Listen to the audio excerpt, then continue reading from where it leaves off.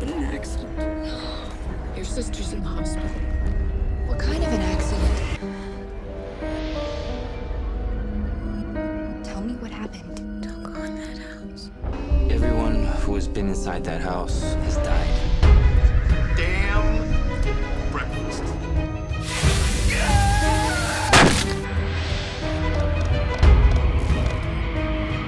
My sister is dead. Why? What do you want?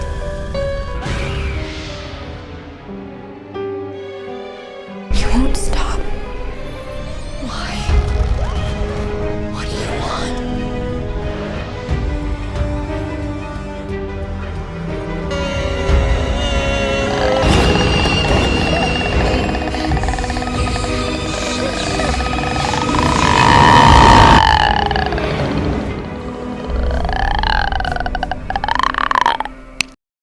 तो दोस्तों, स्वागत है आपका हमारे YouTube चैनल में। और आज की इस वीडियो में हम एक्सप्लेन करने जा रहे हैं द ग्रज 2 मूवी को।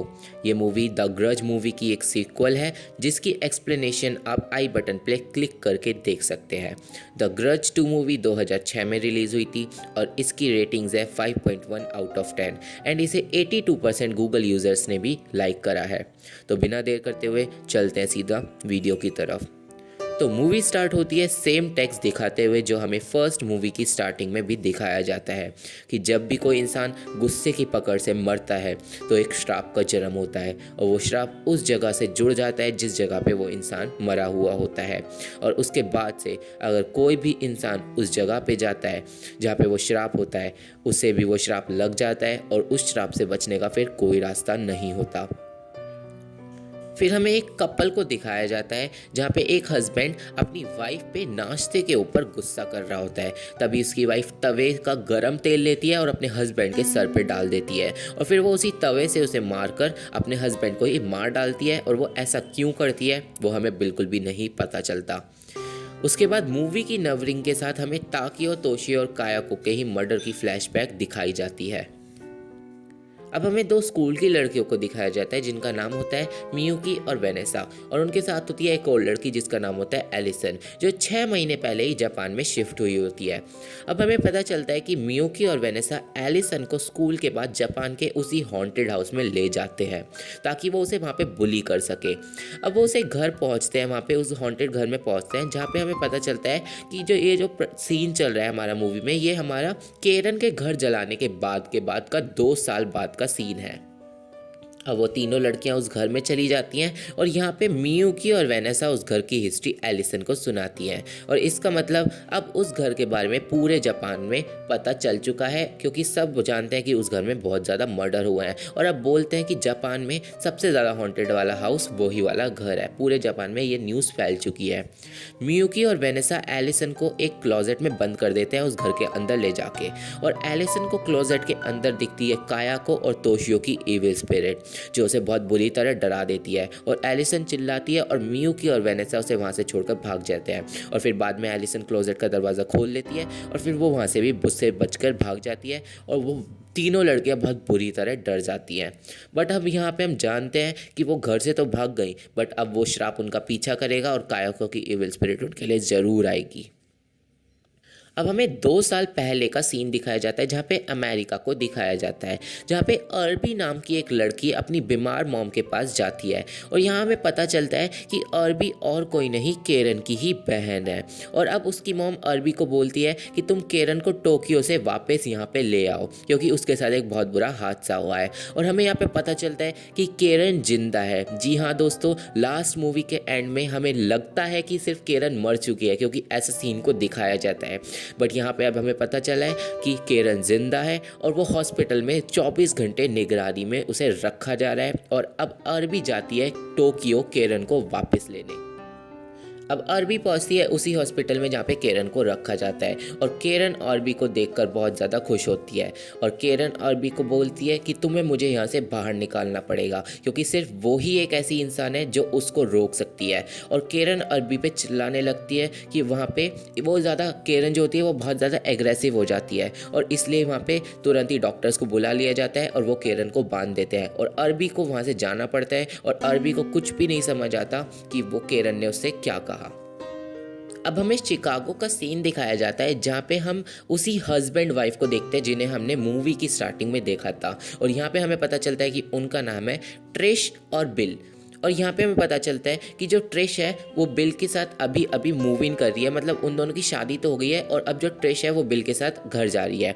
और यहाँ पे हमें ये भी पता चलता है कि बिल की ऑलरेडी शादी हो चुकी थी पहले और ये उसकी दूसरी शादी है और बिल के पहले ही से 2 बच्चे हैं जिनका नाम है जेक और लेसी। अब ट्रिश जेक लेसी से भी मिलती है और वो सब घर में मूव इन कर चुके थे। अब हमें यहाँ पे पता चलता है कि जो ये फैमिली है पूरी, इनके नेबर में रहती है एक और फैमिली। ये मतलब एक बिल्डिंग है पूरी जिसमें 3-4 फैमिलीज रहती हैं और यहाँ पे नेबर में रहते थे जॉन और एनी फ्लेमिंग। अब घर में मूव इन करने के बाद जेक को ट्रिश पसंद नहीं आती और लेसी ट्रिश के साथ काफ़ी अच्छे से घुल मिल भी जाती है, मतलब उस फैमिली की सिचुएशन काफ़ी ज़्यादा रफ होती है। अब रात होती है और जेक देखता है कि उनके नेबर जो जॉन और एमी का घर है उनमें कोई हलचल होती है उस घर में, मतलब उस घर से उसे आवाज़ें सुनाई देती हैं। तो वो घर से बाहर निकल के देखता है तो वो देखता है कि जॉन और एनी अपने साथ एक हुडी पहने हुए इंसान को अपने घर में ले जाते हैं और वो हुडी पहने हुए इंसान कौन है ये हमें यहाँ पे पता नहीं चलता। बट उस हुडी पहने इंसान के घर के अंदर जाते ही हमें तुरंत ही तोशियो की स्पिरिट उस अपार्टमेंट में दिखाई जाती है और हम व्यूअर्स यह समझ जाते हैं कि वो जो भी हुडी पहने वाला इंसान है वो जापान से आया है अमेरिका में शिकागो में और वो उस अपार्टमेंट में वो कर्ज लेकर आ गया है। बट वो हुडी पहने हुए इंसान ये कौन है नहीं पता और वो कर्ज कैसे उसके साथ आया ये भी हमें नहीं पता। अब हमें वापस टोक्यो का सीन दिखाया जाता है जहाँ पे अरबी के पास ईसन नाम का एक जर्नलिस्ट आता है और वो अरबी से केरन से मिलवाने के लिए बोलता है, बट अरबी मना कर देती है और वहाँ से चली जाती है।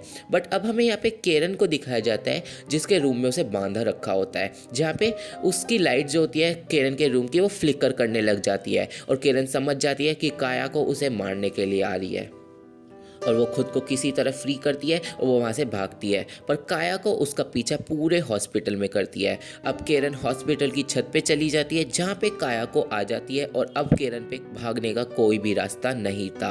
अब हमें अरबी को दिखाया जाता है जो हॉस्पिटल से बाहर निकलती है और ईसन अभी भी उसका पीछा कर रहा होता है और वो अरबी को रोक लेता है और वो उसकी बहन के बारे में उससे बात करता है। वो उसे उसकी बहन और उस घर के बारे में पूछता है।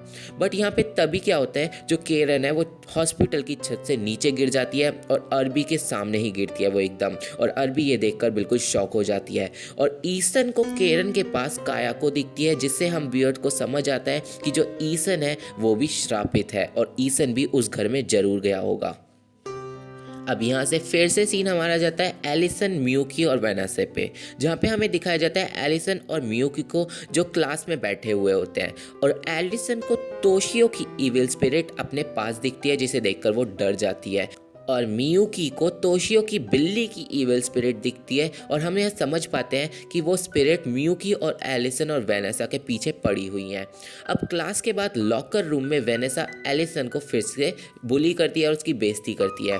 बट फिर जब वेनेसा नहा रही होती है तभी वो देखती है कि उसके बालों में से काफ़ी सारे काले बाल निकल रहे हैं और वो डरने लगती है और फिर थोड़ी देर बाद ही वेनेसा को अपने पास कायाको की इविल स्पिरिट दिख जाती है और जिसे देखकर वेनेसा बहुत ज़्यादा बुरी तरह से डर जाती है और वो लॉकर रूम से तुरंत ही भागती है। अब हमें मियुकी को दिखाते हैं जो अपने बॉयफ्रेंड के साथ एक होटल में जाती है जहाँ पे उसका बॉयफ्रेंड माइकल नहाने गया होता है और मियुकी अपने बेड पे बैठी हुई होती है। तभी जो उसकी बेडशीट है उसके अंदर उसे कुछ फील होता है और उसे लगता है कि उसकी बेडशीट के अंदर कोई है, बट बेडशीट के अंदर कोई भी नहीं होता और हम देखते हैं व्यूअर्स कि कायाको की इविल स्पिरिट तभी वहाँ पे आ जाती है और वो मियुकी को मिरर के अंदर खींच लेती है और मियुकी वहाँ से गायब हो जाती है और जब उसका बॉयफ्रेंड नहाकर निकलता है तो उसे वहाँ पे मियुकी नहीं मिलती और हम यहाँ व्यूअर समझ जाते हैं कि मियुकी को कायाको की इविल स्पिरिट ने मार दिया है और इसलिए वो मिसिंग हो गई है। अब हमें अरबी को दिखाया जाता है जो केरन की डेथ के बाद केरन के ही अपार्टमेंट में आती है जहाँ पे वो रह रही होती है और वहाँ पे वो उसके लिए बहुत ज़्यादा रोती है। बट तभी वहाँ पे अरबी को केरन की रिसर्च मिल जाती है जिसमें उसे पूरे घर की हिस्ट्री पता चल जाती है और अरबी को लगता है कि जो केरन की डेथ है वो उस घर से रिलेटेड है। अब हमें ईसन को दिखाया जाता है जो डिटेक्टिव नाकागावा की एक इंटरव्यू वीडियो देख रहा होता है, जिस वीडियो में उसे पल भर के लिए कायाको की इविल स्पिरिट दिखती है। और अब ईसन तुरंत ही जाता है अर्बी के पास और वो अर्बी को बताता है कि उसी ने केरन को उस आग से बचाया था और तुम्हारी बहन की डेथ के पीछे एक बहुत बड़ी मिस्ट्री है। और वो अर्बी को बताता है कि जो भी उस घर में जाता है वो किसी ना किसी तरह मर रहा है और वो भी उस घर में गया था और उसके साथ भी अब कुछ अजीब चीज़ें हो रही हैं और उसे समझ नहीं आ रहा कि वो क्या करे। और जो तुम्हारी बहन थी केरन, उसकी डेथ से पहले भी उसी के साथ भी ये सेम चीज़ें हो रही थी और केरन ने सोचा ये सारी चीज़ें रुक जाएगी अगर वो घर को जला डाले, और इसने ही उसने उस घर को आग लगा डाली। और फिर वो जो चीज़ें हो रही थी उसे लगा कि वो रुक गई हैं, बट वो रुकी नहीं, वो और ज़्यादा खतरनाक हो गई। और हम यहाँ व्यूअर्स समझ जाते हैं कि जो वो कर्स है वो आग लगने के बाद अब बहुत ज़्यादा खतरनाक हो चुका है। वो कैसे खतरनाक हुआ है ये हमें आगे पता चलेगा। अब ईसन वापस उस घर में जाने की बात करता है और अर्बी बोलती है कि वो उसके साथ जाएगी क्योंकि उसे अपनी बहन की डेथ की मिस्ट्री सुलझानी थी। और यहाँ से सीन चेंज होता है और वापस हमें शिकागो में ले जाया जाता है, जहाँ पे उसी फैमिली को दिखाते हैं जहाँ पे जेक को अपनी पड़ोसियों के घर से कुछ अजीब सी आवाज़ें आ रही होती हैं। और जहाँ पे वो अपने घर से बाहर निकल के देखता है तो वो देखता है कि वो हुड्डी वाला इंसान कहीं पे जा रहा है और जेक इस बार उस हुड्डी वाले इंसान का पीछा करता है और वो पीछा करते करते वो नीचे उसे ले जाता है स्टोर रूम के अंदर, जहाँ पे वो हुड्डी वाला इंसान एक डंपस्टर से काफ़ी सारे न्यूज़पेपर निकाल लेता है।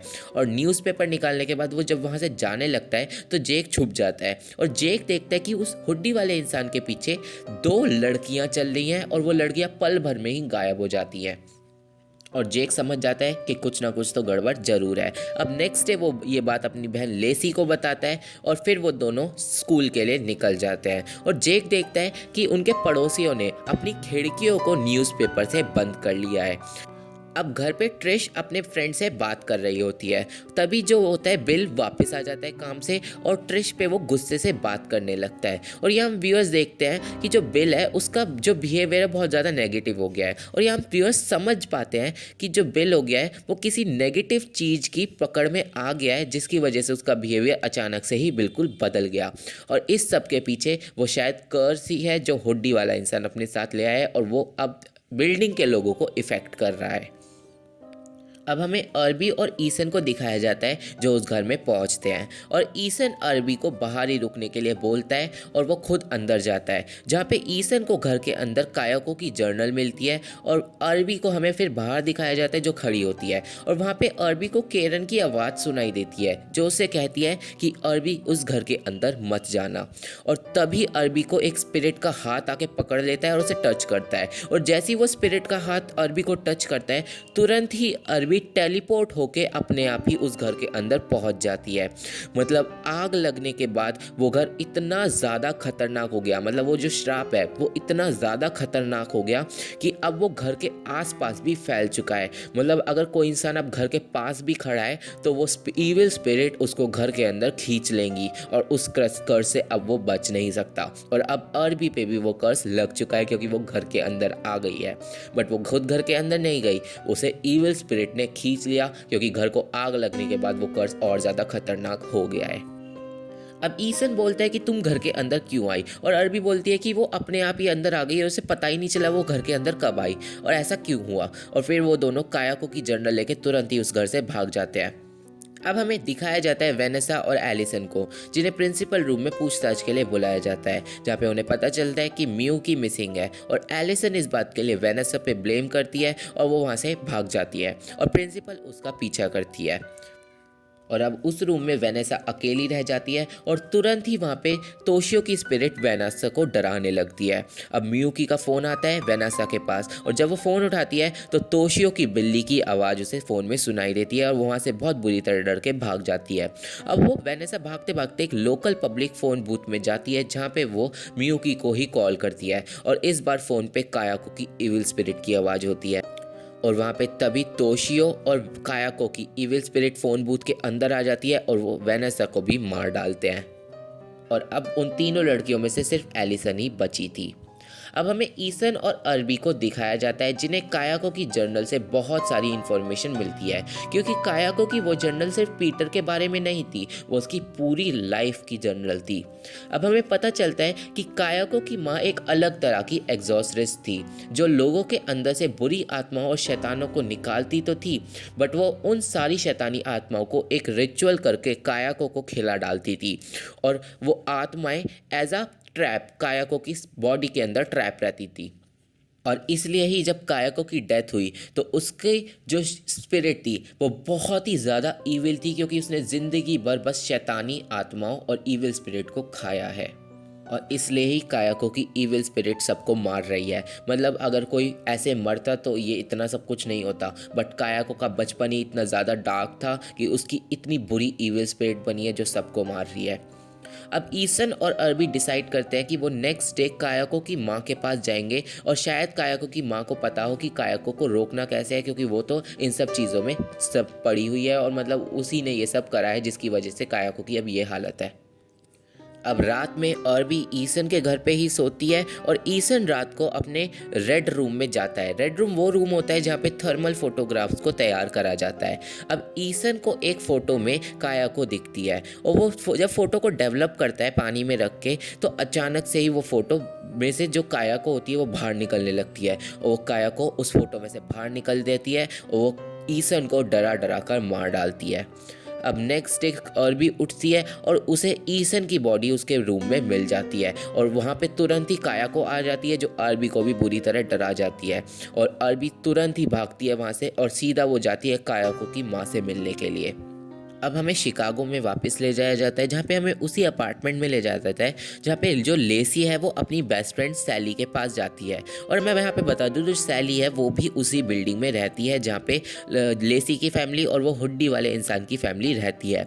और अब सैली दरवाज़ा खोलती है तो लेसी देखती है कि जो सैली है वो बहुत ज़्यादा अजीब बिहेव कर रही है। और अब हम यहाँ पे व्यूअर्स समझ जाते हैं कि जो वो हुड्डी वाला इंसान है और जो कर्स लेके आया है वो पूरा जो अपना कर्स है वो बिल्डिंग में फैला रहा है और इसलिए ही उस बिल्डिंग में रहने वाले लोगों का बिहेवियर चेंज हो रहा है। और जो अब लेसी की बेस्ट फ्रेंड है सैली वो पूरी तरह उस कर्स के कब्जे में है। मतलब कि वो अब कर्स इतना ज़्यादा खतरनाक हो गया है कि वो अपने विक्टिम को मार ही नहीं रहा, वो विक्टिम का यूज़ कर रहा है। जो कायाको की इविल स्पिरिट है वो विक्टिम का यूज़ कर रही है, जैसे वो हुड्डी वाले इंसान को कर्स लगा हुआ है तो जो कायाको की इविल स्पिरिट है वो उसे नहीं मार रही है, वो उसके आसपास वाले लोगों को कर्स कर रही है और पहले उन्हें मार रही है और फिर जाकर एंड में अपने विक्टिम को मार रही है। मतलब घर में आग लगने के बाद वो कर्स इतना ज़्यादा खतरनाक हो गया है और वो धीरे धीरे फैलता ही जा रहा है और जो हुड्डी वाला इंसान है अब वो पूरी बिल्डिंग में अपना कर्स फैला रहा है। अब लेसी वहाँ से चली जाती है और वो अपने घर में जाती है जहाँ पे उसे अपने घर में कोई भी नहीं मिलता और जेक रो रहा होता है और जेक बताता है कि आज ट्रिश और डैड आपस में लड़ रहे थे और हम यह समझ पाते हैं कि जो कर्स है वो जेक और लेसी की फैमिली पे भी लग चुका है और इसलिए ट्रिश और बिल का भी बिहेवियर चेंज हो गया है। अब रात होती है जहाँ पे जेक को फिर से अपने पड़ोसियों के घर से आवाज़ें आती हैं और इस बार वो अपने पड़ोसियों के घर में जाकर देखता है जहाँ पे सब कुछ उथल पुथल हो रखा होता है। और हम यहाँ पे व्यूअर्स समझ जाते हैं कि जो उस हुड्डी वाले इंसान के मम्मी पापा थे एनी और जेन वो भी गायब हो चुके हैं और मतलब कायाको की इविल स्पिरिट ने एनी और जेन को मार डाला है। अब जेक उसी हुड्डी वाले इंसान के रूम में जाता है जहाँ पे वो अपने बाल काट रही होती है और यहाँ हम समझ पाते हैं कि वो जो हुड्डी वाला इंसान है वो एक लड़की है, तो अब से हम उसे हुड्डी वाली लड़की कहेंगे। और वो हुडी वाली लड़की बहुत ही ज़्यादा पागलों की तरह अपने कमरे में बिहेव कर रही होती है। अब जेक विंडो को देखता है जिस पे न्यूज़पेपर होते हैं वो थोड़े उतर जाते हैं और उन्हें न्यूज़पेपर के पीछे जेक को दिखती हैं कायाको और तोशियो की इविल स्पिरिट की आंखें और जिसे देखकर वो बहुत बुरी तरह डर जाता है। वो सीधा अपनी बहन के पास जाकर सोता है आज रात के लिए। अब रात में हमें सैली को दिखाते हैं जो उसकी लेसी की बेस्ट फ्रेंड थी, जिसे उसके घर में दिखाते हैं जहाँ पे तोशियो की इविल स्पिरिट आ जाती है और अब शायद वो मार देगी सैली को भी। अब नेक्स्ट डे बिल सोकर उठता है और ये वही सीन होता है जो हमें मूवी की स्टार्टिंग में दिखाया जाता है जहाँ पे बिल सोकर उठता है और वो ट्रिश पे नाश्ते के ऊपर गुस्सा करता है और ट्रिश फिर उसे तेल से मार डालती है और मतलब ये कर्स इतना ज़्यादा फैल चुका है कि अब वो बिल्डिंग के लोगों को मारने लगा है। अब हमें एलिसन को दिखाते हैं जो अपने प्रिंसिपल के पास जाती है और वो अपनी सारी सिचुएशन अपनी प्रिंसिपल को बताती है और बोलती है कि अब उसे वापस घर जाना है। और एलिसन की प्रिंसिपल बोलती है कि डरने की कोई बात नहीं है, क्योंकि मैं भी तो पुलिस के साथ उस घर में गई थी और उसे वहाँ पे कुछ भी नहीं मिला। और एलिसन समझ जाती है कि कायाको की इविल स्पिरिट प्रिंसिपल के पीछे भी ज़रूर पड़ी होगी, क्योंकि प्रिंसिपल भी उस घर में गई थी। और अब वहाँ पे देखते हैं कि तुरंत ही वहाँ पे मियुकी और वेनेसा की स्पिरिट आ जाती है और जो प्रिंसिपल है वो खुद एक स्पिरिट में बदल जाती है। और एलिसन समझ जाती है कि प्रिंसिपल ऑलरेडी मर चुकी है और एलिसन वहाँ से भागती है। मतलब कायाको की इविल स्पिरिट ने पहले ही उसकी प्रिंसिपल को मार डाला। अब हमें अर्बी को दिखाते हैं जो कायाको की माँ के पास पहुंचती है और यहाँ पे अर्बी कायाको की माँ को ब्लेम करती है कि तुमने उसे इविल स्पिरिट्स खिलाई और इतने ज़्यादा शैतान खिलाए और इसलिए ही वो आज वो ऐसी हो गई है कि वो लोगों को मार रही है। बट कायाको की माँ बोलती है कि इसमें उसकी कोई गलती नहीं है। कायाको को जब उसके पति ने मार डाला तो श्राप का जन्म हुआ और इसमें उसकी कुछ गलती नहीं है, क्योंकि वो श्राप को नहीं रोक सकती, ना उसने श्राप को पैदा करा। ये गलती कायाको की पति की है। अब यहाँ पे कायाको की माँ बोलती है कि तुम और बाकी लोग जो मर रहे हो उस श्राप के कारण, तुम और कुछ नहीं कर रहे, तुम बस उस श्राप को खतरनाक कर रहे हो और उसे फैलने में मदद कर रहे हो। वो श्राप कभी भी नहीं रुकेगा और वो घर जलने के बाद अब उस श्राप पे इतनी ज़्यादा पावर है कि वो बाहर के लोगों को भी मार सकता है। मतलब जिस भी इंसान को वो श्राप लगेगा उसके साथ साथ वो आसपास वाले लोगों को भी मार डालेगा। इसका कोई अंत नहीं है। अब फिर उसकी माँ बोलती है कि तुम उस श्राप को अपने साथ यहाँ भी ले आई हो और तभी वहाँ पे कायाको की इविल स्पिरिट आ जाती है और वो अपनी माँ को भी मार डालती है। मतलब ये कर्स अब बहुत ज़्यादा खतरनाक हो गया है और अब इससे बचने के कोई भी रास्ते नहीं दिख रहे हैं। अब अर्बी वापस उसी घर में जाती है और वो कायाको से पूछती है कि आखिर वो चाहती क्या है। और तभी अर्बी को भी हॉलोग्राम की तरह पास्ट के सीन दिखने लगते हैं, जहाँ पे उसे केरन दिखती है जो उस घर में अपने बॉयफ्रेंड डक को ढूंढते ढूंढते आती है। और फिर अर्बी अब केरन का पीछा करती है। फिर यहाँ से सीन जाता है शिकागो के उसी अपार्टमेंट में, जहाँ पे जेक और लेसी स्कूल से घर आते हैं और उन्हें अपने पूरा घर उथल पुथल मिलता है और हम व्यूअर समझ जाते हैं कि बिल को ट्रिश ने मार डाला है और जो कायाको है उसने शायद ट्रिश को मार दिया होगा। अब लेसी और जेक पूरा घर चेक करते हैं और अलग अलग हो जाते हैं और जेक को अपनी डैड की बॉडी मिल जाती है, जिसे देखकर वो बहुत बुरी तरह डर जाता है और वो सीधा लेसी के पास भागता है। बट लेसी को भी इतनी देर में ही बाथटब में डुबाकर कायाको ने मार डाला था और जेक बहुत बुरी तरह सदमे में आ जाता है और वो समझ ही नहीं आता कि वो क्या करे। तभी जेक को ट्रिश की स्पिरिट दिखती है और हम समझ जाते हैं कि अब उस हुड्डी वाले इंसान ने पूरे बिल्डिंग में इतनी बुरी तरह कर्स फैला दिया है कि जितनी भी उस बिल्डिंग में फैमिलीज हैं वो सब मर रही हैं और अब सिर्फ अपनी फैमिली में जेक ही बचा है। अब जेक भागता है अपने घर से और उसे पड़ोसियों के अपार्टमेंट से वही हुड्डी वाली लड़की निकलती हुई दिखती है और जेक उसके पास जाता है इस बार।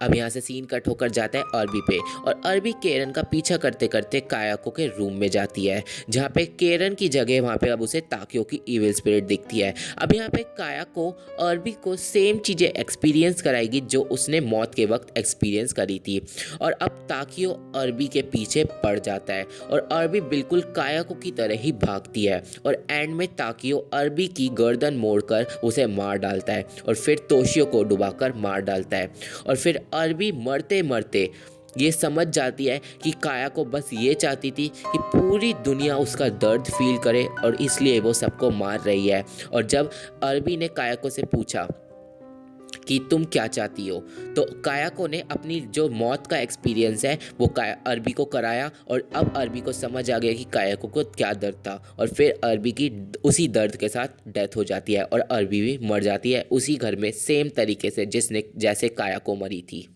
फिर 2 साल बाद एलिसन, वेनेसा और मियुकी उस घर में आते हैं और उनके साथ जो भी हो रहा है वो तो हम पूरी मूवी में देखते ही आए हैं। बट यहाँ पे मैं फिर से एक और सीन दिखाया जाता है जहाँ पे हमें एलिसन को क्लोजेट के अंदर दिखाया जाता है और यहाँ पे हम देखते हैं कि असल में जो क्लोजेट के अंदर एलिसन को कायाको की स्पिरिट नहीं दिखी थी, वहाँ पे उसे अर्बी की स्पिरिट दिखी थी जो कायाको की तरह ही बिहेव कर रही थी। अब वापस सीन जाता है शिकागो के अपार्टमेंट में, जहाँ पे जेक हुडी वाली लड़की के पास जाता है और वो हुडी वाली लड़की को फाइनली हमें उसका चेहरा दिखाया जाता है और वो और कोई नहीं, वो एलिसन ही थी जो अपने घर जापान से वापस आ गई थी और साथ में साथ अपने साथ वो खतरनाक कर्स भी ले आई थी। और अब क्योंकि सब पूरी बिल्डिंग में मर चुके हैं तो कायाको की इविल स्पिरिट का जो मकसद था कि कर्स के आसपास वाले लोगों को भी मारना है, उसने वो पूरा कर दिया था। अब कायाको की इविल स्पिरिट आती है और वो एलिसन को उसी की हुडी के अंदर खींच लेती है और एलिसन गायब हो जाती है और बचती है सिर्फ उसकी हुडी। अब जेक अकेला बचता है पूरी बिल्डिंग के अंदर और वो स्वेटर को उठा के देखता है, तभी कायाको की इविल स्पिरिट उस स्वेटर के अंदर से निकलती है और वो जेक को भी मार डालती है और जेक की डेथ के साथ ही द ग्रज 2 मूवी खत्म हो जाती है। तो ये थी एक्सप्लेनेशन द ग्रज 2 मूवी की और इस मूवी के एंड में भी कोई सॉल्यूशन नहीं निकला और एंड में फिर से सब मारे गए। बट हमें इतना पता चला इस मूवी में कि वो कर्स इतना ज़्यादा खतरनाक हो गया है कि अब उस घर से कोई भी नहीं बचेगा। जो भी उस घर में जाएगा वो तो मरेगा ही मरेगा। अब उस घर के आगे जो कर्स लेके बाहर निकलेगा उस घर से, उसके आसपास वाले लोग भी मरेंगे और फिर कोई भी नहीं बचेगा। वो कर्स बहुत ज़्यादा खतरनाक हो चुका है। तो आज की वीडियो में बस इतना ही। वीडियो पसंद आए तो चैनल को सब्सक्राइब कर देना, वीडियो को लाइक एंड शेयर करना मत भूलना। Thank you, bye bye.